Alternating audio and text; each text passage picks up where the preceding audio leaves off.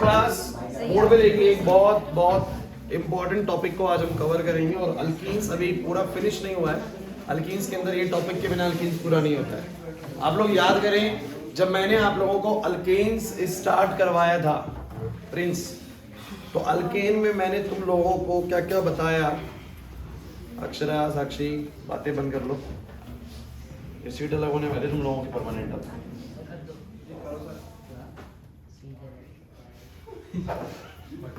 चलो देखो, तो बात ऐसी है,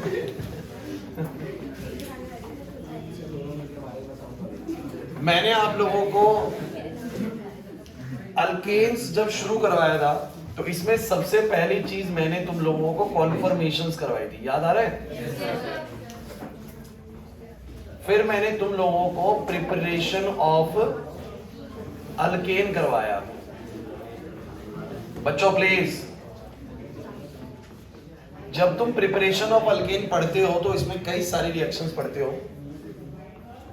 मेरे आइडिया से लगभग 5 मेथड से प्रिपरेशन के। अब यार आप लोग प्रैक्टिस कर लीजिएगा।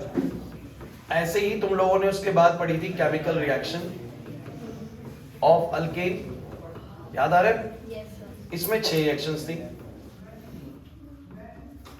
ठीक है? ये कुछ करा, फिर हमने अल्केन्स यहां पर आके फिनिश हुआ। तो सबसे पहले आप लोगों का अल्केन्स हुआ था। और कोई भी क्लास ऑफ कंपाउंड ऐसे ही होता है, उसका प्रिपरेशन और उसका केमिकल रिएक्शन और अदर कोई चीज उसके पास है तो वो हमें पढ़नी पड़ती है। तो अल्केन्स के हमने प्रिपरेशन पढ़ी, कैसे बनते हैं, हमने उसकी केमिकल रिएक्शन पढ़ी, कैसा रिएक्ट करते हैं, और फिर हम लोगों ने उससे पहले कॉन्फर्मेशंस के बारे में भी पढ़ा था, याद आ रहा है? इसके बाद बच्चों आप लोगों ने शुरू करा अल्कीन्स। अभी मैंने मैकेनिज्म भी नहीं करवाया ना उसका, मार्कोवनिको और एंटी मार्कोवनिको का करवाया जाएगा। अब आप लोगों ने अल्कीन्स स्टार्ट किया, यहां पर ध्यान दीजिएगा, इंपॉर्टेंट है। अल्कीन्स के अंदर आप लोगों ने शुरू करा सबसे पहले उसका प्रिपरेशन, कि वो बनते कैसे हैं। तो बनाते वक्त इसके 4 मेथड्स इस्तेमाल करे गए थे, जिसमें डिहाइड्रोलॉजिनेशन, डिहाइड्रेशन ऑफ अल्कोहल, ये सब आपके केसेस थे। इसके बाद मैं तुम लोगों को लेके गया केमिकल रिएक्शंस ऑफ अल्कीन में। केमिकल रिएक्शन ऑफ अल्कीन, नाम नहीं लिख रहा हूं मैं रिएक्शंस का, लेकिन आप लोग जानते हो कि इसमें हमने क्या करा था, एडिशन ऑफ H2। याद है अल्कीन में H2 कैसे ऐड होता है, फिर Br2 कैसे ऐड होता है, फिर HBr कैसे ऐड होता है, फिर H2O कैसे ऐड होता है, फिर H2SO4 कैसे ऐड होता है, और फिर ओजोनोलिसिस। 6 रिएक्शंस इसमें करवाई हैं। इसके बाद लास्ट एक चीज इसमें है, जैसे कि उसमें कन्फर्मेशंस पढ़ते हैं तो वैसे इसमें पढ़ते हैं ज्योमेट्रिकल आइसोमेरिज्म। ज्योमेट्रिकल आइसोमेरिज्म देखिएगा ये क्या चीज है, इंपॉर्टेंट है। इसके बाद जाके अल्कीन्स लगभग खत्म हो जाती चीजें, अल्कीन और अल्कीन। तो क्या है ज्योमेट्रिकल आइसोमेरिज्म? वैसे तुम लोग आइसोमेरिज्म के बारे में जानते हो, मैंने तुम्हें पढ़ा रखा पहले। क्या होता है वैसे isomerism?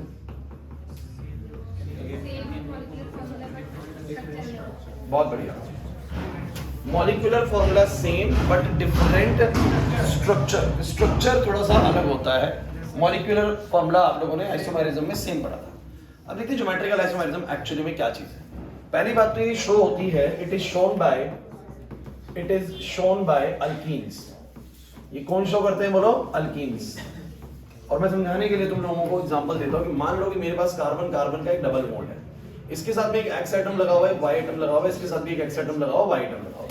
It is very obvious कि कार्बन अगर डबल बॉन्ड बना रहा है तो उसके साथ बस बाकी की 2 चीजें ही और जुड़ सकती हैं। शिवम ये देखो, इस कार्बन का डबल बॉन्ड बन रहा है तो इस कार्बन के साथ एक एक्स एक वाई, इसके साथ भी एक एक्स और एक वाई। अब ये अल्कीन है, तो कहते हैं कि नेचर में यही अल्कीन ना 2 तरीके से एग्जिस्ट करती है। जैसे कि आप मुझे बताओ, मैं तुम लोगों से पूछ रहा था कि जब इथेन होता है CH3 कॉन्फर्मेशन में पता लगा कि ये इथेन नेचर में मल्टीपल तरीकों से एग्जिस्ट कर सकता है, इनफाइनाइट तरीकों से एग्जिस्ट कर सकता है। याद आ रहे हैं? एक ऐसा जिसमें आगे के 3 CH3 के पीछे 3 CH3 छिपे हुए, एक्लिप्स्ड, और फिर मैं अलग अलग एंगल पे लूंगा तो बहुत सारे कॉन्फ़िगरेशंस तैयार हो सकते हैं। तो बहुत तरीके से एग्जिस्ट करता है ना? तो वैसे ही मैं आपको बताता हूँ, जो अल्कीन आपने बोर्ड पे पढ़ा, carbon double bond carbon XY जो जुड़ा हुआ है उसके साथ में, ये जो अल्कीन है नेचर में कई तरीकों से एग्जिस्ट करता हुआ पाएगा। कई तो क्या, मैं 2 तरीके बोलता हूँ। एक तरीका तो ये, बच्चों ध्यान से देखिएगा मैं क्या बनाने वाला हूँ। इस कार्बन का डबल बॉन्ड है, और जो हमारे एडजेसेंट कार्बन होते हैं ना, इनके ऊपर जो सिमिलर ग्रुप्स होते हैं वो एक साइड पे है, सिमिलर ग्रुप एक साइड पे है, ऐसे ऐसे।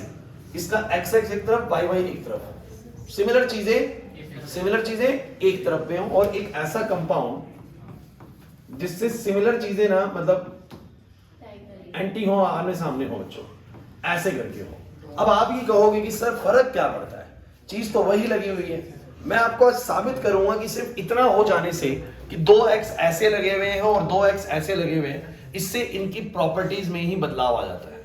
आज मैं आपको ये साबित करके दिखाऊंगा कि सिर्फ इतना ही हो जाने से, कितना बोलो, सिर्फ और सिर्फ इधर भाई, सिर्फ इतना हो जाने से कि 2x एक तरफ है और 2x इसमें ऐसे हैं, सिर्फ इससे इनकी प्रॉपर्टीज पे असर पड़ता है। ये अलग मेल्टिंग पॉइंट रखता है, ये अलग, इसका बॉइलिंग पॉइंट अलग है, इसका बॉइलिंग पॉइंट अलग है, इसकी डायपोल मोमेंट अलग है, इसकी डायपोल मोमेंट अलग है, सिर्फ इतना हो जाने से। क्लियर है? और ये चीज मैं आपको अभी प्रूव करके दिखाऊंगा, आपको बताऊंगा पूरे मेथड से कि किस तरीके से मैं ये बात कह रहा हूँ कि इसका बॉइलिंग पॉइंट कम है उसका ज्यादा, उसका मेल्टिंग पॉइंट कम है उसका ज्यादा। क्लियर हो रहा है कि नहीं हो रहा? इस सारी बात हम इसके अंदर करने वाले, लेकिन आपको समझना पड़ेगा एक अल्कीन नेचर में दो तरीके से एग्जिस्ट करती है, एक इस फॉर्म में और एक इस फॉर्म में। इस वाली फॉर्म को ना इसका सिस फॉर्म कहा जाता है और इस वाली फॉर्म को इसका ट्रांस फॉर्म कहते हैं। ये इसकी ट्रांस वाली फॉर्म होती है और ये वाली इसकी सिस वाली फॉर्म होती है। बड़ा इंपॉर्टेंट है, पहले तो आप लोग इसको एनालाइज कर लीजिए और गारंटीड आएगा। मतलब मैं आपको बता देता हूँ कुछ चीजें बड़ी फिक्स होती है एग्जाम में। तो ये ज्योमेट्रिकल आइसोमेरिज्म से हर साल एक क्वेश्चन 1 मार्क का एटलीस्ट आपका बनेगा। टाइम लगेगा इसको करने में, आज क्लास लग जाएगी ज्योमेट्रिकल में पूरी, लेकिन 1 मार्क्स तो आना है पक्का। और बहुत ही इजी टॉपिक है, ज्यादा मुश्किल नहीं है। तो मुझे बताओ कि अभी तक मैंने आप लोगों से क्या बोला? मैंने बोला कि कोई भी अल्कीन तुम्हारे पास है तो उस अल्कीन के अगर दोनों x एक तरफ हो और y एक तरफ हो और आमने सामने ऐसे से हो तो बोलो उसको बोलते हैं ट्रांस, उसको क्या बोलते हैं? सिस। ठीक, ये वाली बात सही है। इसमें ऐसे भी हो सकता है जैसे कि मैं बोल दूं, इसमें आप लोगों को बोले कि draw the cis and trans isomer of, बातें नहीं, कार्बन के साथ में हम बोल दें कि एक लगा हुआ है HCH3। थोड़ा सा इसको ध्यान से तुम्हें देखना पड़ेगा ये क्या चीज है, तो तुम्हें समझ में आएगा इसका बनेगा कैसे। तो इस डबली बॉन्ड कार्बन पे ध्यान देना भाई, इधर एक H है, उस पे भी एक H है, इस पे भी एक CH3 है, उस पे भी एक। अगर मतलब तुम इसको ओपनली बनाओगे तो ये कुछ ऐसा है, ध्यान से देखोगे तो कार्बन के डबल बॉन्ड के साथ में एक तो हाइड्रोजन इसके पास है, फिर बोलो क्या लगा हुआ है? CH3, फिर इसके पास भी हाइड्रोजन और क्या लगा हुआ है? तो कुछ इस तरीके से सिस्टम है, ध्यान समझिएगा। अगर कोई बोले कि मुझे इसकी सिस और ट्रांस दोनों फॉर्म बना के दिखाओ, तो तुम लोग कैसे ड्रॉ करोगे? बोर्ड पे देखना कैसे ड्रॉ करोगे। कार्बन कार्बन डबल बॉन्ड, एक H इधर बनाया तो उसका भी H इधर ही बनाया, और इसका CH3 इधर लगाया तो इसका भी CH3 इधर ही लगाया। अगर सेम साइड पर आपने सेम चीजें लगाई तो बोलो कौन सी फॉर्म है? बोलो इसकी सिस फॉर्म है। और अगर आप लोगों ने इसको ऐसे लगाया, H इधर CH3 इधर, तो ये इसकी कौन सी फॉर्म है? बोलो ट्रांसफॉर्म है। तो बस आपको बनानी पड़ेगी सिस और ट्रांस, और सिंपल है बनाना, कोई खास मुश्किल नहीं है इसके अंदर। क्या लग रहा है मुश्किल है? कोई दिक्कत है यहाँ तक? अभी समस्या बस दिमाग में ये चल रही होगी ना, चलो इधर अभी समस्या दिमाग में ये चल रही होगी, सर ये इससे अलग कैसे है? चीजें तो सेम ही लग रही है सर, उस पर भी एक हाइड्रोजन CH3 एक हाइड्रोजन CH3, बस आमने सामने होने से फर्क क्या पड़ता है? तो उसके लिए थोड़ा वेट करना पड़ेगा। मैं क्लास के लास्ट में तो नहीं, 15-20 मिनट उस टॉपिक पे, उस वाली बात पे आ जाऊंगा कि how these molecules shows different behaviour as compare to this molecules. इस मॉलिक्यूल्स के मुकाबले ये वाला मॉलिक्यूल कैसे different behaviour, different properties show करेगा, उस बात पे भी हम आएंगे। लेकिन अभी बस आपको सिस ट्रांस बनाना सीखना है। क्लियर हो रहा है कि नहीं हो रहा? यहाँ तक की बात क्लियर है? अच्छा, एक और बड़ी जरूरी चीज मैं आपको मेंशन कर देता हूँ उसके अंदर कि नेसेसरी कंडीशन क्या है कि कोई ज्योमेट्रिकल आइसोमेरिज्म शो करे। Necessary condition for geometrical isomerism, मतलब कि कोई चीज ज्योमेट्रिकल आइसोमेरिज्म बनाएगी, मतलब अल्कीन ज्योमेट्रिकल आइसोमेरिज्म बनाएगी, उसके लिए नेसेसरी कंडीशन क्या है आइए समझते हैं। So for an alkene to show geometrical isomerism,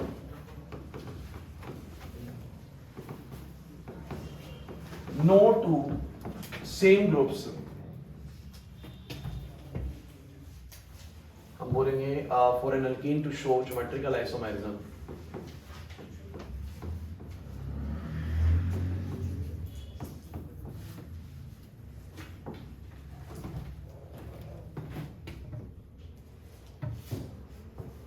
should not present on the same carbon। अब सुनिए भाई, इसने एक बड़ी इंपॉर्टेंट कंडीशन डाली कि कोई चीज ज्योमेट्रिकल आइसोमेरिज्म कब शो करती है और कब नहीं करती। देखो भाई, अगर कुछ ऐसा केस आ गया, सुन लीजिए, ये CH2 है, डबल बॉन्ड CBr2। अब आप खुद मुझे सोच के बताइए, क्या ये ज्योमेट्रिकल आइसोमेरिज्म शो कर सकता है? मतलब कैसे करेगा? आप खुद मुझे बताओ कैसे करेगा। अंकित यहाँ देखना, CH2 CBr2 है, कैसे सिस बनाओगे? सिस बना के बताओ मुझे कैसे बनाओगे। आपको सिस ऐसे बना दूंगा सर, सिस ऐसे बना दूंगा सर। यार ये सिस थोड़ी ना बना, मैंने ये सीखा है सिस में, इसका और इसका एक साइड पे होना चाहिए, इसका और इसका एक साइड पे होना चाहिए, तो हम सिस बोलेंगे सर। मानते हो बात को? विशेष दोनों हाइड्रोजन ऐसे एक इधर और एक इधर होना चाहिए तो उसको सिस बोलेंगे। आमने सामने तो बोलो क्या बोलेंगे? ट्रांस। बट अगर एक पे ही दो एक जैसे हैं तो वो ज्योमेट्रिकल आइसोमेरिज्म शो नहीं करेगा।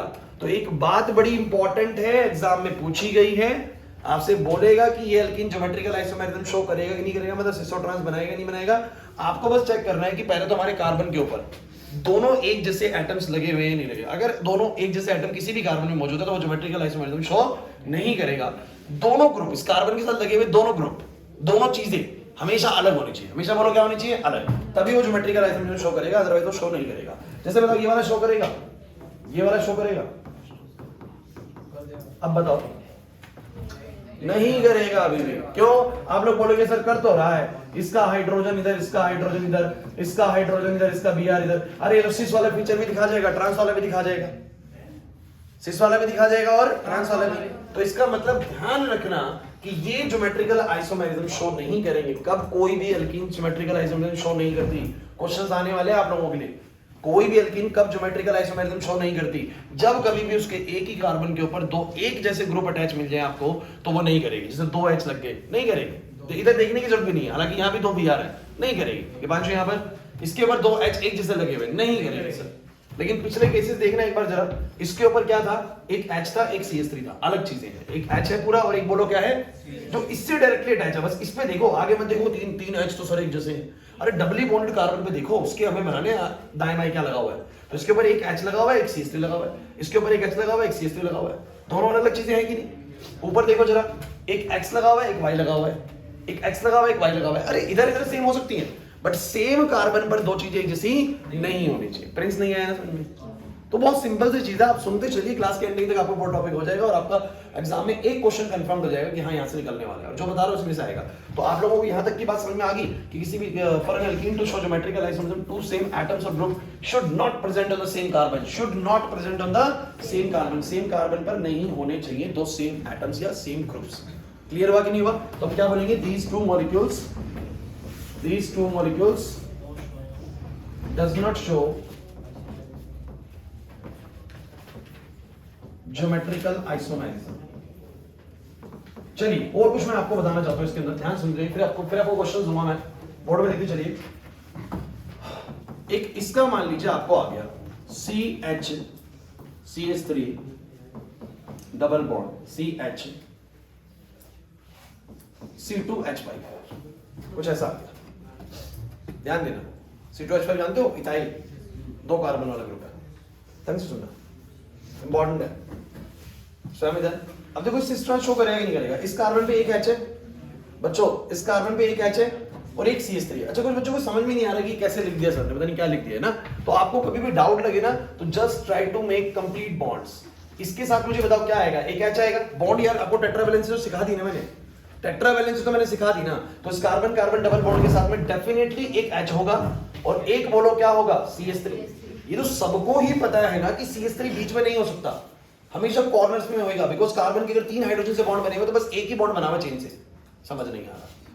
इधर बताओ जरा क्या है? इधर बताओ एक H है और ये जो C2H5 भी कुछ और नहीं बच्चों, ये CH2CH3 है। ध्यान से देखो, CH2CH3 उसको कलेक्टिवली बोल दे रहे हैं C2H5। क्या बोल दे रहे हैं? क्योंकि मुझे बस इन कार्बन कार्बन डबल बॉन्ड के क्रॉस क्या लगे हुए हैं, इसके इधर लगा हुआ C2H5 एक H, इसके क्रॉस लगा हुआ एक H और एक बोलो क्या? CH3। ऐसे देखना है मुझे। मेरा बस फोकस यहां पर अभी किस चीज पे है, लिखो मत, बिल्कुल भी समझो। कार्बन कार्बन डबल बॉन्ड के अक्रॉस क्या लगा हुआ है? तो सर इसके क्रॉस एक H लगा हुआ है, एक CH3, इसके क्रॉस एक H लगा हुआ है और दो कार्बन का मैं कलेक्टिवली बोल दूंगा C2H5। अगर तीन कार्बन होता बोलता C3H7। अरे नहीं आया समझ में? मोक्षाबाद मेरी जितनी मर्जी बड़ी चेन हो, में इस कार्बन के साथ देखना क्या लगा हुआ है। तो अब आप ये कहेंगे सर इस बार तो एक प्रॉब्लम है। आपको प्रॉब्लम नजर आ गई? मैं दिखाता हूं क्या करना है। आपके पास ये कार्बन कार्बन डबल बॉन्ड लगाया, एक H मैंने ऐसे लगाया, इसका H मैंने ऐसे लगाया, इसका CH3 मैंने ऐसे लगाया बच्चों, और इसका C2H5 मैंने ऐसे लगाया। कुछ बच्चों को लगेगा सर इससे थोड़ी ना हुआ, लेकिन बच्चों ये सिस शो करेगा।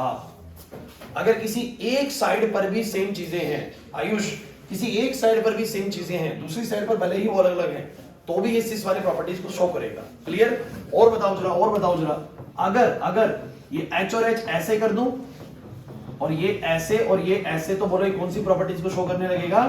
ट्रांस।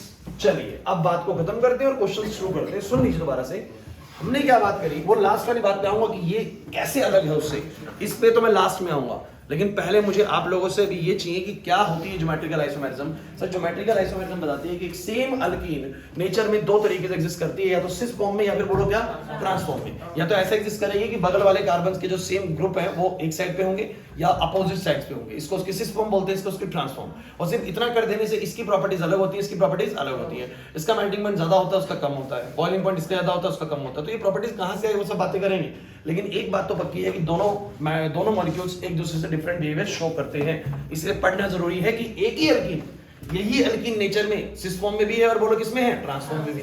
अब मैं कैसे बनाऊंगा रौनक? मैं बोलूंगा दोनों कार्बन्स की सेम चीज अगर मैं एक तरफ कर दूंगा तो बोलो क्या बन जाएगा? सिस, और आमने सामने कर दूंगा तो बोलो क्या बन जाएगा? ट्रांस। ठीक है, इधर देख लो, जब एक तरफ कर दूंगा तो सिस और आमने सामने कर दूंगा तो ट्रांस। बस एक बात को और दिमाग में रखना है, अगर कभी भी एक ही कार्बन के ऊपर दोनों ग्रुप सेम मिल गए, एक ही कार्बन के ऊपर दोनों ग्रुप सेम, जैसे इसी कार्बन के ऊपर दो हाइड्रोजन, नहीं करेगा शो, इसी कार्बन पे दो हाइड्रोजन, नहीं करेगा शो, किसी भी एक साइड पर दो एक जैसे हैं, मान लो बोलते इसी कार्बन पे दो CH3, इसी कार्बन पे हो सकता है ना एक कार्बन पे दो CH3, इधर भी है और ऐसे डबल बॉन्ड, तो यार ये दो सेम हो गए, दो सेम हो गए, सीधा बना कर दो, ज्योमेट्रिकल आइसोमेरिज्म शो नहीं करेगा। एक ही कार्बन पर दो एक जैसे ग्रुप नहीं होने चाहिए। कुछ क्लैरिटी आ रही है? अब ये क्लैरिटी ज्यादा बढ़ जाएगी जब इस क्वेश्चन को करोगे आप लोग, जो मैं क्वेश्चन देने वाला हूं। ठीक है, सब बच्चों को क्वेश्चन ट्राई करना है और मुझे एक बच्चा एनसीईआरटी दे दो बस। कोई नहीं, पुरानी तो ज्यादा बढ़िया है, मैंने पुरानी पढ़ी है, नई वाली तो तुम्हें काट काट के पढ़ा रहे हैं, पता है एक्चुअल तो वो पुरानी वाली ही है। आपका पहला क्वेश्चन है, which of the following compounds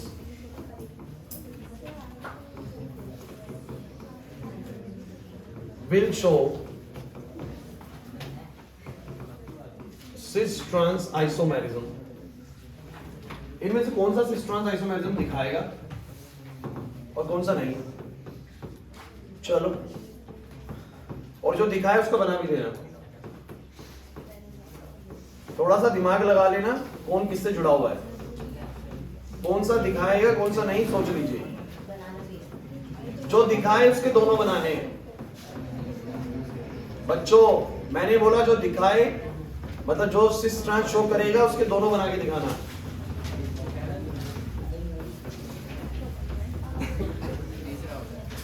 चलो जल्दी ट्राई करो।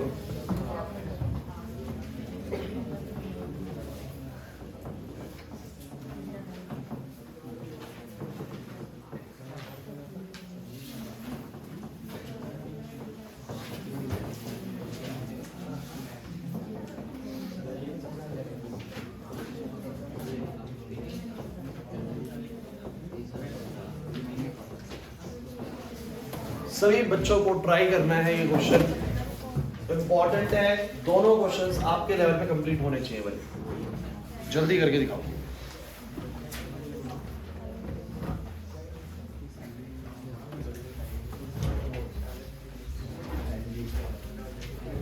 कर दो भाई।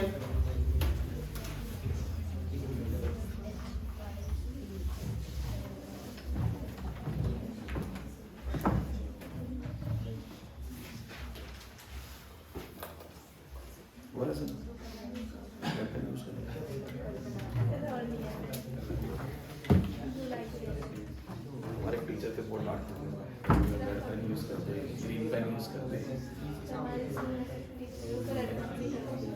हम रेड पेन से बनाते थे। क्वेश्चन सारे रेड पेन से, मेरे को रेड कलर पसंद है, बोलते हैं कि बच्चे से रेड कलर सीधे कहा। वो हमारे टीचर बड़े वो थे, उसमें थोड़ा सा ज़्यादा वैल्यूज को बड़ा मानते थे, कहते थे कि रेड पेन टीचर्स का है, आप ये यूज, ग्रीन पेन प्रिंसिपल्स का है और लेफ्टिनेंट्स का है, आपको नहीं करना यूज। ब्लैक पेन आर्मी वालों का होता है, नहीं करना ब्लैक करवा दें। नहीं, वैसे करवा लेते हैं, लेकिन वो जैसे वो एक बना रखा है कि कौन किससे करेगा काम ना, तो सब कैसे तुम्हारे प्रिंसिपल हमेशा ग्रीन पेन से नहीं करते हैं ना, तो वो उनको दे रखा है उसका कलर यूज़ करना, तब हमें थोड़ा याद रहता है, लेकिन उन्होंने हमारी बड़ी किताब लगाई वो ब्लैक भी यूज़ नहीं करने देते थे, ब्लैक भी यूज़ नहीं करने देते। आप लोग कह रहे हैं ओनली ब्लू, स्टूडेंट्स के लिए ओनली ब्लू है।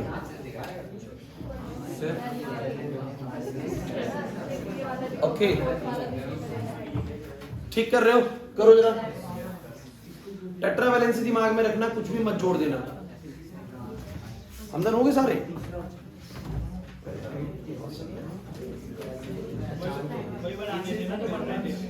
हाँ, जिसके बन रहे उसके बना दिखाई, तो कितनी सर है, लायक से बनाया नहीं, मेरे को पता है, ठीक है?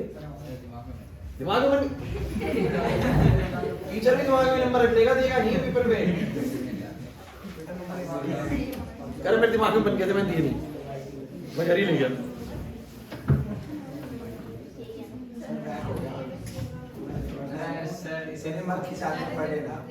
अरे भाई, तुम्हारे बैच में कुछ परेशान नहीं करती, 12th वाले बैच में तो इतना परेशान करती नहीं, शाम को एक्टिव होती है। करो, तू ही था कमेंट करने वाला, सर वो क्लास में जाती है, तू ही है। इन्हें YouTube पे कमेंट करा कि मेरे को सर क्लास में नींद आती है, मैं क्या करूं? स्कूल में सोता है। सच बोल रही है। तो दीपांशु नींद पूरी नहीं करते घर पे? नहीं, मैं वैसे जनरली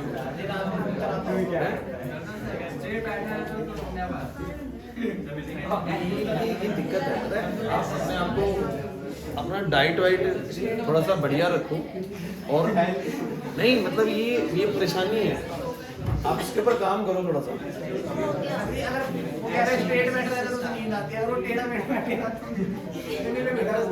तुम्हें नींद आया करे ना, कुछ दिन खड़े हो पढ़ो, कॉपी हाथ में लेके ऐसे खड़े हो पढ़ो, पीछे खड़े हो जाओ, जैसे तुम्हें लगे ना नींद आ रही है, तुम वहाँ पीछे खड़े हो जाएगा।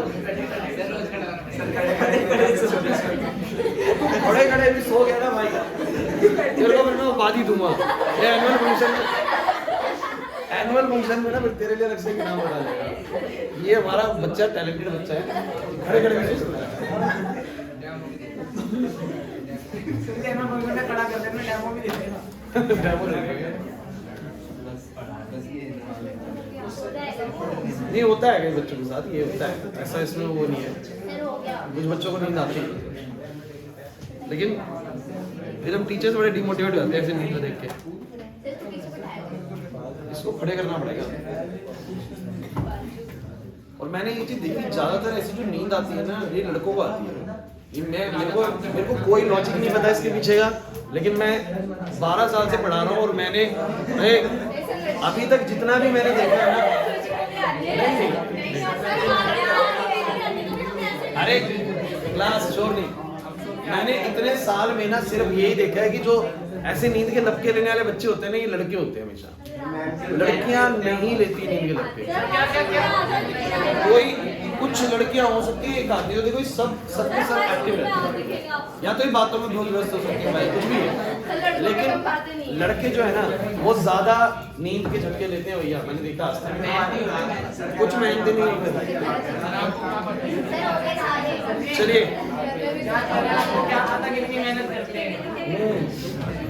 आइए, चलिए क्लास वापस से बोर्ड पे आइए।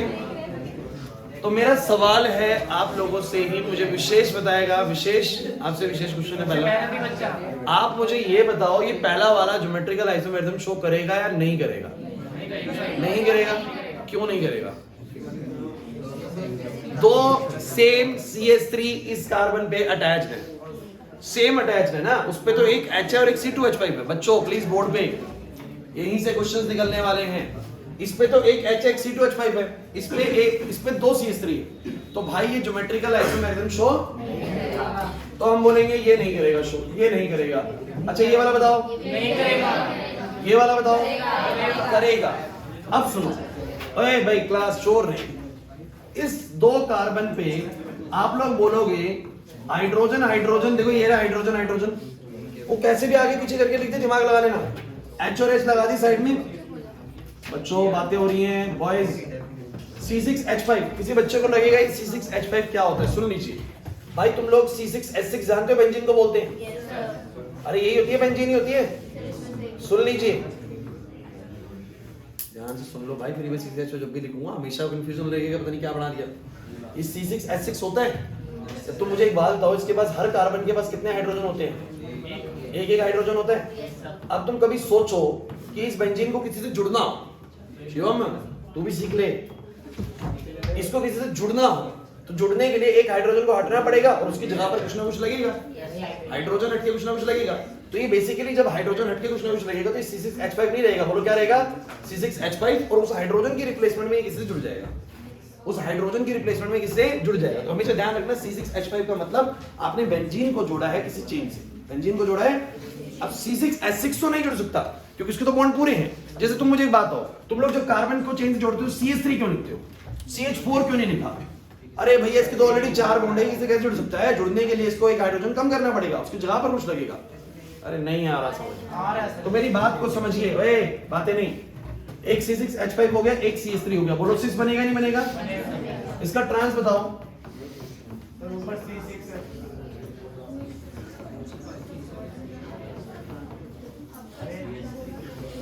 चलो भाई ट्रांस। ये कुछ बच्चे बातें कर रहे हैं भाई, सही नहीं है, पिटाई भी हो जाएगी। अब बताओ इस कार्बन के साथ क्या सिचुएशन है कि इसका डबल बॉन्ड है, एक हाइड्रोजन है, एक Cl है और इधर CH3 है और इधर CH3 है। तो ध्यान से देखो सेम वाली चीज एक साइड पे तो है ना, तो बोलो क्या बन गया? सिस। और इसी के अंदर अगर ये CH3 आमने सामने हो जाए, बोलो क्या बन जाएगा? मतलब जरूरी नहीं है कि दोनों साइड पर सेम चीजें हो, किसी एक साइड पर भी है तो वो भी कंसीडर करा जाएगा सिस के तौर पे। नहीं आया समझ में? तो ऊपर वाले दो तो शो ही नहीं कर रहे थे, नीचे वाले दो कर रहे थे, वो मैंने बना दिए। चलो फटाफट से इसके बारे में बात कर लेते हैं।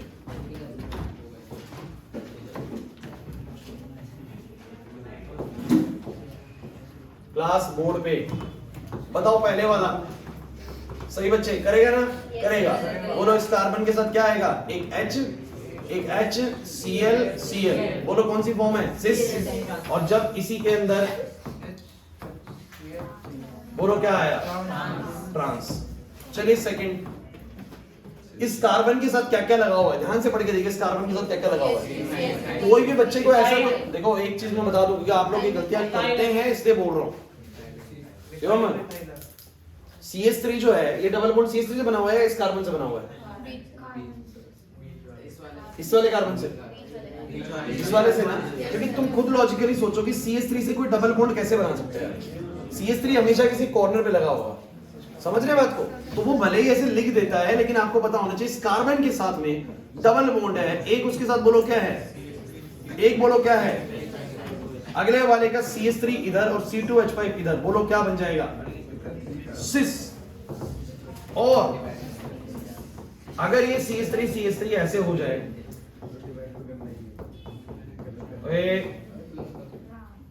तो ये ट्रांस, तो ये ट्रांस।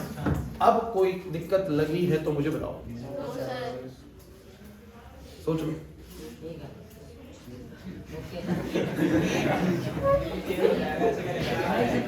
ठीक है तो सिस और ट्रांस।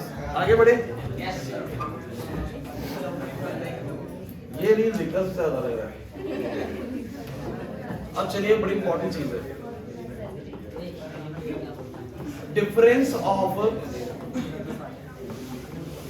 प्रॉपर्टीज।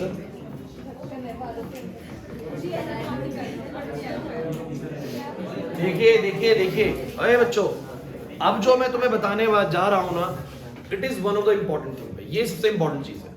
अब थोड़ा ढंग से सुनना है आप लोगों को भाई, इधर स्वयं और जतिन, क्योंकि जो पूरा टॉपिक है ना वो इस बात पे टिका हुआ है कि अल्कीन नेचर में दो तरीके से एग्जिस्ट कर रही है, एक सिस फॉर्म में और एक बोलो क्या? ट्रांसफॉर्म में।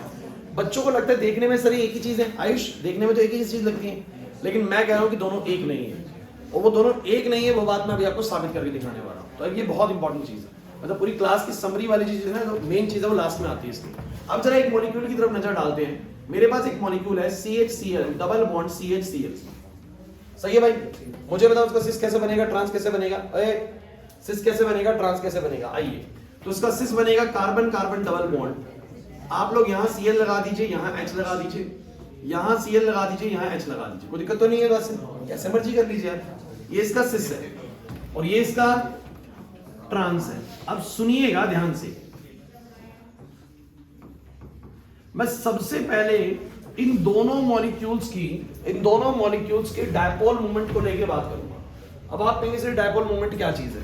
केमिकल बॉन्डिंग चैप्टर में मैंने तुम्हें कुछ करवाया था, नहीं याद आ रहा, फिर भी थोड़ा सा याद आ जाएगा, मैं समझाऊंगा आप लोगों को। तो मुझे तुम ये बताओ सही बच्चे बोर्ड पर, जैसे कार्बन ने क्लोरीन से बॉन्ड बनाया हुआ है तो शेयरिंग हो रही है अंदर, यहाँ पर कार्बन ने क्लोरीन से बॉन्ड बनाया हुआ है, इलेक्ट्रॉन्स की शेयरिंग चल रही है। लेकिन आप लोग जानते हो कि जब जब दो एटम्स के बीच में इलेक्ट्रॉन शेयर होता है, लिख मत समझ लो, जब जब दो एटम्स के बीच में इलेक्ट्रॉन शेयर होता है तो कभी कभी ऐसा होता है, आपको पता है कि कोई एक एटम दूसरे के कंपैरेटिवली ज्यादा इलेक्ट्रॉन नेगेटिव है और वो उस शेयर पेयर ऑफ इलेक्ट्रॉन को अपनी तरफ ज्यादा खींच के रखता है, since it has the more tendency to attract the share pair of electron towards itself. क्या तुम भूल गए कि जब हाइड्रोजन और फ्लोरीन के बीच में बॉन्ड बना था तो फ्लोरीन ने इंपॉर्टेंट है, फ्लोरीन ने इस शेयर पेयर ऑफ इलेक्ट्रॉन का, मतलब अपना इलेक्ट्रॉन जो हाइड्रोजन का इलेक्ट्रॉन है उसको ज्यादा अपनी तरफ खींच के रखा था।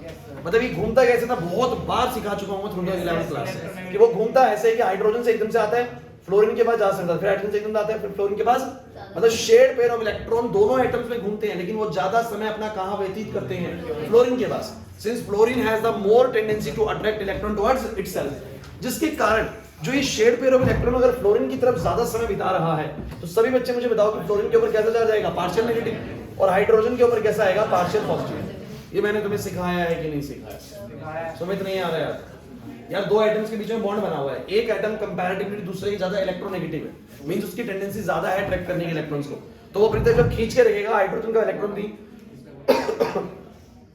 हाइड्रोजन का इलेक्ट्रॉन भी अपनी तरफ खींच के रखेगा, तो ये वाला कुछ नेगेटिव चार्ज एक्वायर करेगा कि नहीं करेगा?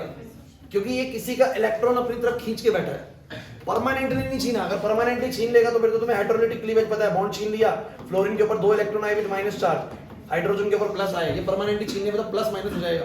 लेकिन मैंने क्या बोला, परमानेंटली नहीं छीना, घूम रहे हैं इलेक्ट्रॉन दोनों में, लेकिन ज्यादा इलेक्ट्रॉन अपना समय कहां बिता रहे हैं? फ्लोरीन के पास। That's why the fluorine atom will acquire partial negative charge, the hydrogen atom will acquire partial positive charge. इस शिफ्टिंग को, इस इलेक्ट्रॉन पेयर की शिफ्टिंग को हम डायपोल मूवमेंट कहते हैं। बताया था मैंने, ऐसा बताया था। अब मेरी पूरी बात सुनना जरा, बोर्ड पे देखना, अभी 2 मिनट में समझ में आ जाएगा। जिसको डायपोल मूवमेंट समझ में आ गया ना, उसको आगे की बात भी बहुत इजी लगेगी भाई। ये तो ध्यान सुनो। अब आप लोग सुनो, जैसे सिस वाला और ट्रांस वाला है, आप मुझे बताओ तान्या, क्लोरीन कार्बन के मुकाबले ज्यादा इलेक्ट्रोनेगेटिव है? बहुत सर कैसे पता लग रहा है यार? मैंने बताया था कि राइट, जो जितना राइट में होता है ना, वो उतना ज्यादा इलेक्ट्रोनेगेटिव होता है।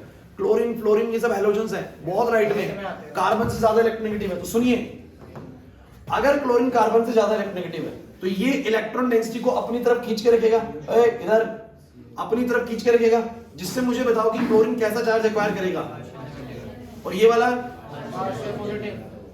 सेम, ये वाला क्लोरीन भी अपनी तरफ जब खींच के रखेगा, ध्यान रखना, जब ये अपनी तरफ खींच के रखेगा तो वो वाला हो जाएगा पार्शियल नेगेटिव और ये वाला पार्शियल पॉजिटिव। फिलहाल मान के चलता हूं मैं हाइड्रोजन की कंसीडरेशन ले ही नहीं रहा हूं, बस 2 एटम्स की देख रहा हूं क्लोरीन से, उससे समझ में आ जाएगा सब कुछ तुम्हें। तो ये क्लोरीन इलेक्ट्रॉन्स को अपनी तरफ खींच रहा है, ये वाला क्लोरीन अपनी तरफ खींच रहा है, एग्री? ये अपनी तरफ खींच रहा है और ये अपनी तरफ खींच रहा है। तो तुम मुझे बस ये बताओ, जो नेट हमारी डायपोल मोमेंट की शिफ्टिंग है, ये कर रहा है इस तरफ को, ये कर रहा है इस तरफ को। आपसे मेरा सवाल ये है क्लास, ऐसे मस्ती करते करते टॉपिक नहीं होएगा ये वाला। तो ये वाला खींच रहा है अपनी तरफ और ये वाला खींच रहा है अपनी तरफ। मेरा बस आप लोगों से सवाल ये है, क्या 2 वेक्टर अगर ऐसे काम कर रहे हैं, इस तरफ खींच रहा है, इस तरफ खींच रहा है, तो क्या कैंसिल हो जाएंगे? कैंसिल तो नहीं होंगे सर, मतलब कुछ ना कुछ इलेक्ट्रॉन्स की शिफ्टिंग अपर डायरेक्शन में तो होनी है। मतलब ये समझ लीजिए कि इस मॉलिक्यूल में क्लोरीन कार्बन से ज्यादा इलेक्ट्रोनेगेटिव है और ये वाला क्लोरीन इस तरफ इलेक्ट्रॉन से खींचेगा, ये वाला इस तरफ खींचेगा, तो नेचुरल कुछ ना कुछ तो शिफ्टिंग होगी। अब एक बार मैं जरा ध्यान से एक बार ट्रांस वाले को फोकस करो, सही बच्चे ट्रांस वाले को फोकस करें। क्या होगा, ये अपनी तरफ खींचेगा तो ये वाला बनेगा पार्शियल नेगेटिव, ये वाला बनेगा पार्शियल पॉजिटिव। ये वाला अपनी तरफ खींचेगा तो सभी बच्चे मुझे बताओ बच्चों, ये वाला बनेगा पार्शियल नेगेटिव, ये वाला बनेगा। अब सब बच्चे बताओ, ये वाला क्लोरीन खींचेगा अपनी तरफ, वो वाला खींचेगा अपनी तरफ। जरा बताओ नेट शेयर डायपोल मोमेंट कितनी हो जाएगी? बहुत इंपॉर्टेंट है। इस मॉलिक्यूल का अरेंजमेंट ऐसा है कि ये वाला क्लोरीन अपनी तरफ खींचेगा, वो वाला अपनी तरफ, तो बिल्कुल ऐसे खींचेंगे दूसरे के विपरीत में। तो किसी भी तरफ शिफ्टिंग, तो नेट डायपोल मोमेंट कितनी हो जाएगी? 0। बट इस केस में क्या नेट डायपोल मोमेंट 0 होगी? तो उसका सबसे पहला सवाल आएगा सिस और ट्रांस में से किस केस में डायपोल मोमेंट 0 होता है? आप बोलेंगे ट्रांस में। डायपोल मोमेंट मतलब कि जो ये इलेक्ट्रॉन्स का शिफ्टिंग है ना, कि शेयरिंग तो चल रही है, बट शेयरिंग में भी ऐसा होता है कि एक एटम ज्यादा इलेक्ट्रोनेगेटिव होने के कारण इलेक्ट्रॉन्स पेयर को अपनी तरफ खींच के बैठा होता है। जैसे कि HF में है, भूलिए मत, हाइड्रोजन बॉन्डिंग पढ़ाया होगा ना, तो इसके बिना नहीं पढ़ा सकता था मैं हाइड्रोजन बॉन्डिंग, और पढ़ाया है मैंने तुम लोगों को कि ऑक्सीजन ने इलेक्ट्रॉन डेंसिटी खींची, माइनस बनाया, इसको प्लस बनाया, फिर इसको माइनस बनाया, इसको प्लस बनाया। इतनी जल्दी मत भूला ये चीजें, सिखाया गया आप लोगों को सब डायपोल मोमेंट का टॉपिक। तो मुझे बस इतना बताओ, क्लोरीन अपनी तरफ खींचेगा, ये वाला क्लोरीन अपनी तरफ खींचेगा, और इस केस में कैंसिल नहीं होगा। इस केस में कैंसिल हो जाएगा, तो इसका डायपोल मोमेंट 0 है, इसका डायपोल मोमेंट 0 नहीं है, नॉट इक्वल टू 0 है। Is this clear to you और नॉट? पक्का समझ में आ गई वाली चीज? अब अगली चीज सुनो, अगली चीज सुनो, ये तो होगी डायपोल मोमेंट की बात। अब अगली बात करते हैं बॉइलिंग पॉइंट की। अच्छा, आप लोगों को एक बात याद है, मैं तुम लोगों को जब बॉइलिंग पॉइंट की बात करता था, क्लास बोर्ड पे देखिएगा, किसी भी चीज का बॉइलिंग पॉइंट किस बात पे निर्भर करता है? मान लो ये लिक्विड है, ये लिक्विड है, इसको तुम लोग गर्म कर रहे हो। अच्छा भाई, अब आप लोग मुझे खुद बताओ, देखो रटना नहीं पड़ेगा। एक होता है रट लिया भैया, इसका ज्यादा बॉइलिंग पॉइंट, इसका कम है, उसका मेल्टिंग पॉइंट ज्यादा, उसका कम है। एक होता है समझना, तो मैं आपको समझने वाले पर्पज से बता रहा हूँ चीजें, तो मेरी बात को जरा ध्यान से सुनना बोर्ड पे। मुझे तुम ये बताओ किस लिक्विड का बॉइलिंग पॉइंट ज्यादा होगा? शिवम थोड़ा सोच के बताइए, मैं क्वेश्चन पूछूंगा। बॉइलिंग का मतलब क्या होता है कि एक ऐसा टेम्परेचर आएगा जब ये पार्टिकल्स ऊपर क्या होने लग जाएंगे, वन बाय वन करके वेपराइज होने स्टार्ट हो जाएंगे। अब बता कौन सा लिक्विड जल्दी बॉयल हो जाएगा? जिनके पार्टिकल्स के बीच में एक मॉलिक्यूलर इंटरेक्शन है वो वाला, या जिनके पार्टिकल्स के बीच में कोई मॉलिक्यूलर इंटरेक्शन नहीं है, सब अलग अलग है, वो वाला। केस नंबर 1, जिसके पार्टिकल्स के बीच में इंटरेक्शन है, एक दूसरे को कुछ ना कुछ इंटरेक्शन से पकड़ के बैठे हैं। और दूसरे वाला वो जिसके बीच में कोई भी इंटरेक्शन नहीं है। बताओ किस केस का बॉइलिंग पॉइंट, चलो कम बताओ, कौन जल्दी बॉयल हो जाएगा? केस नंबर 1 और केस नंबर 2? केस नंबर 1 जिसके पार्टिकल्स के बीच में दोस्ती है, एक दूसरे को होल्ड करके बैठे, एक दूसरे के बीच में अट्रैक्शन है, वो जल्दी बॉयल होएगा, या वो जिसमें कोई अट्रैक्शन नहीं है? प्रिंस क्या लगता है? 2 वाला। रौनक क्यों? अरे क्यों लग रहा है? कुछ तो कारण होगा। सुमित क्या लगता है? किस कारण से? सोच कर बता सकते हो?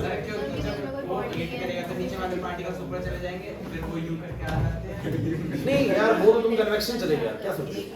मत सवाल सुनो भैया, देखो चीजों को ना थोड़ा सा ढंग से सुनोगे, समझ में आती है, बहुत आसान होती है।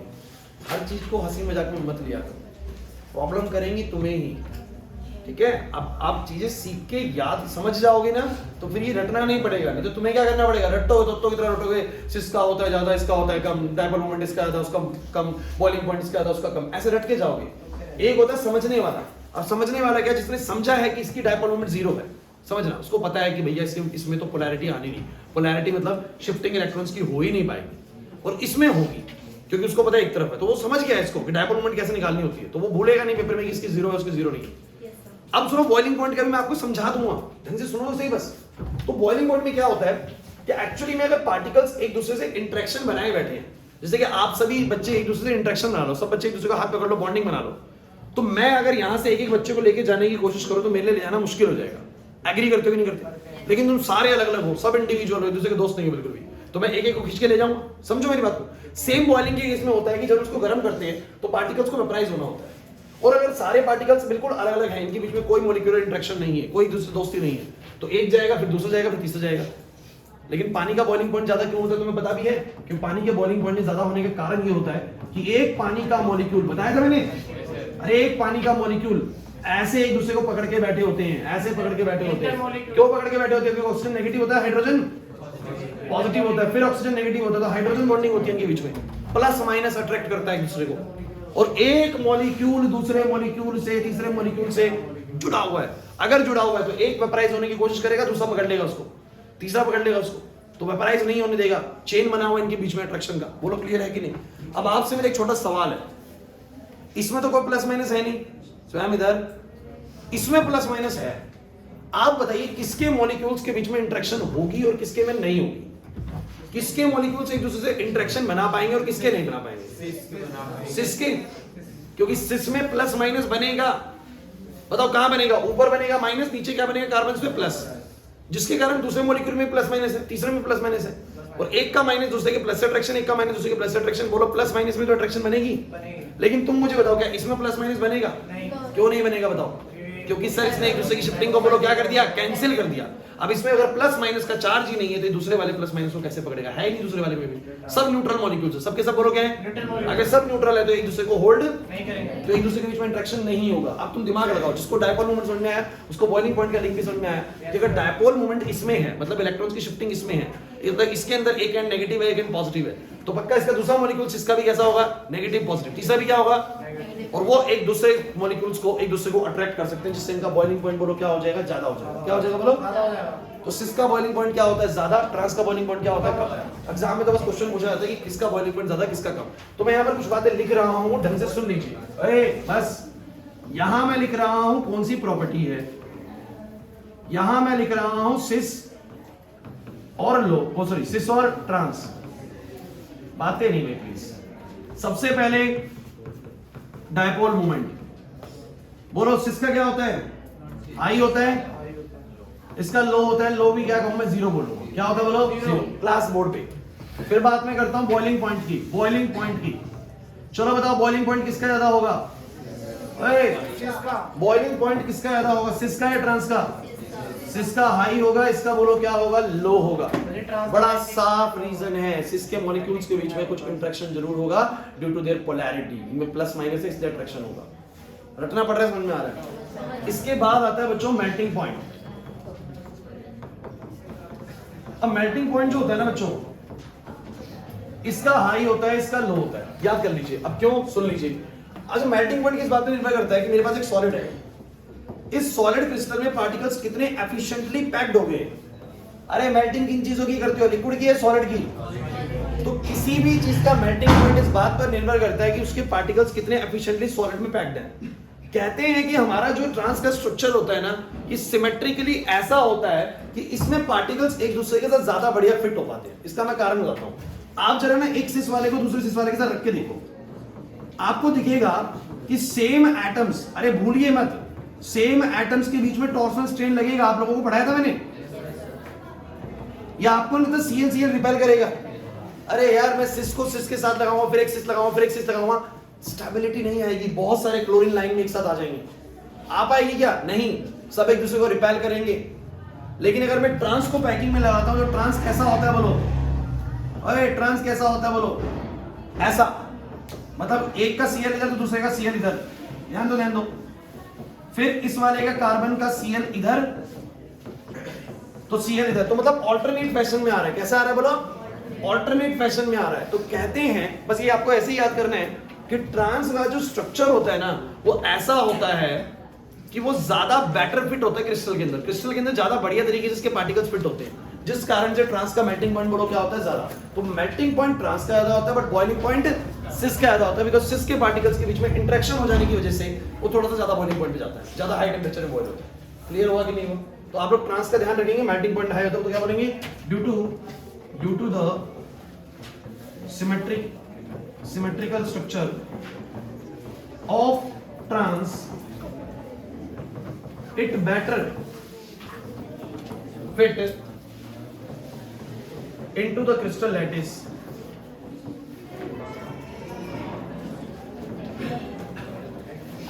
and hence has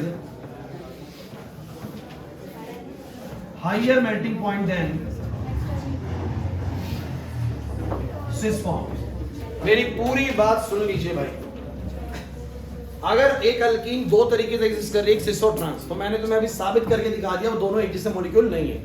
अगर अरेंजमेंट ऐसा है तो इसमें पोलैरिटी है, अगर अरेंजमेंट ऐसा है तो कोई पोलैरिटी नहीं है। क्या होती है पोलैरिटी? पोलैरिटी होती है चार्जेस होते, पोल्स मतलब प्लस और माइनस। 11th क्लास हम एंडिंग करने वाले हैं, एटलीस्ट टर्मिनोलॉजीज बहुत क्लियर होनी चाहिए। पोलैरिटीज मतलब कि पोल्स होते हैं प्लस माइनस के, तो इसमें पोलैरिटी नहीं बन पाएगी, इसमें पोलैरिटी बनेगी, मतलब इसमें चार्जेस क्रिएट होंगे, उसमें क्रिएट। तो आप लोग क्या बोलोगे, सर इसमें डायपोल मोमेंट होती है, इसमें डायपोल मोमेंट नहीं होती सर, सिंपल है। दूसरा बोलो, इसका सर बॉइलिंग पॉइंट ज्यादा होता है, इसका बॉइलिंग पॉइंट कम होता है। तो सेम मॉलिक्यूल ऐसे है तो बॉइलिंग पॉइंट ज्यादा है, ऐसे है तो बॉइलिंग पॉइंट कम है।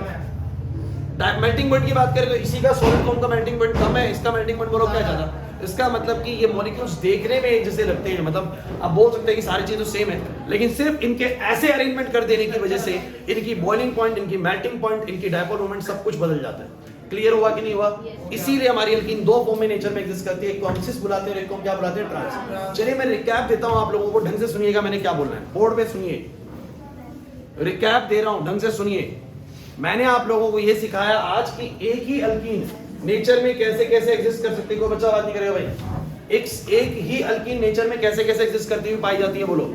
एक सिस फॉर्म में और एक बोलो क्या, मतलब कि अगर मेरे दो सेम एटम्स, दोनों एडजेसेंट कार्बन के सेम एटम्स एक तरफ हों और अगर अपोजिट हो, सेम साइड पे हो तो सिस, अपोजिट में हो तो बोलो क्या, ट्रांस। अगर बनाने को आए तो सिस और ट्रांस बना पाओगे दीपांशु? सेम साइड पे है सिस, अपोजिट में है तो बोलो क्या, ट्रांस। अच्छा, उसके बाद ये वाले भी सेम साइड पे सिस, अपोजिट में बोलो क्या, ट्रांस। अगर एक साइड भी सेम चल रहा है तो सिस बोल दीजिए। समझ रहे हैं बात को? अरे एक साइड सेम का मतलब क्या, अरे इसमें दोनों साइड सेम है, दोनों तरफ एक्स दोनों तरफ वाई, तो बोलना ही है, तो बोलना ही है। लेकिन अगर एक साइड भी सिमिलैरिटी है, कहां गया, एक साइड भी सिमिलैरिटी है, दूसरी तरफ सेम चीज नहीं है, तो भी वो सिस कंसीडर होगा। बस कब नहीं कंसीडर होता सिस और ट्रांस आइसोमेरिज्म, जब एक ही कार्बन पर दोनों ग्रुप एक जैसे आ जाए तो वो सिस और ट्रांस आइसोमेरिज्म शो नहीं करेगा। इज दिस क्लियर और नॉट गाइस? तो कब नहीं करेगा वो क्लियर है, और जब करेगा तो कैसे बनेगा सिस और ट्रांस, वो क्लियर है कि नहीं? दोबारा सुन लीजिए मैं क्या बोल रहा हूं। कब नहीं करेगा पहले उसको याद करो, कब नहीं करेगा, जब एक ही कार्बन पर दो ग्रुप एक जैसे लगे हो, दो एटम एक जैसे लगे हो, so they will not show geometrical isomerism. Is this clear? और अगर अलग लगे हुए, कंडीशन तो फुलफिल हो रही है कि सेम नहीं लगे हुए, तो वो सिस और ट्रांस कैसे बनाएगा वो क्लियर है आप लोगों को? पक्की बात है? आयुष नहीं आ रहा समझ में? अब बन जाएगा सिस और ट्रांस। तो पीछे वाला क्वेश्चन ये रही, दोनों नहीं करेंगे, दोनों करेंगे तो कैसे बनेगा, इन दोनों में करेंगे तो कैसे बनेगा, वो बना के दिखा दिया आप लोगों को। और लास्ट चीज मैंने आप लोगों को सिखाई कि इन दोनों के मॉलिक्यूल्स की प्रॉपर्टीज अलग होती हैं। आप लोग बस दिमाग में इतना फिट करके जाइए कि भैया डायपोल मोमेंट किसकी ज्यादा होती है, सिस की, ट्रांस की 0 होती है। बॉइलिंग पॉइंट सिस का ज्यादा होता है, ट्रांस का कम होता है। मेल्टिंग पॉइंट बस ट्रांस का ज्यादा होता है, इसका कम होता है। चल इसका जवाब देना फटाफट से, इस मॉलिक्यूल का जवाब दो। बताओ इन दोनों में से बॉइलिंग पॉइंट किसका ज्यादा होगा, पूछेगा एग्जामिनर। इसमें से सिस का। डायपोल मोमेंट किसकी ज्यादा होगी, सिस की। मेल्टिंग पॉइंट किसका ज्यादा होगा, ये क्वेश्चन आएगा एग्जाम में। कर पाएंगे? क्लास अभी फिनिश कर रहा हूं, कल हमारी क्लास रहेगी फिजिक्स की या केमिस्ट्री की, किसी की तो रहेगी, और लगभग 1.5 घंटे की क्लास रहेगी। क्या टाइमिंग रहेगा मैं आप लोगों को इंटीमेट कर दूंगा ग्रुप के।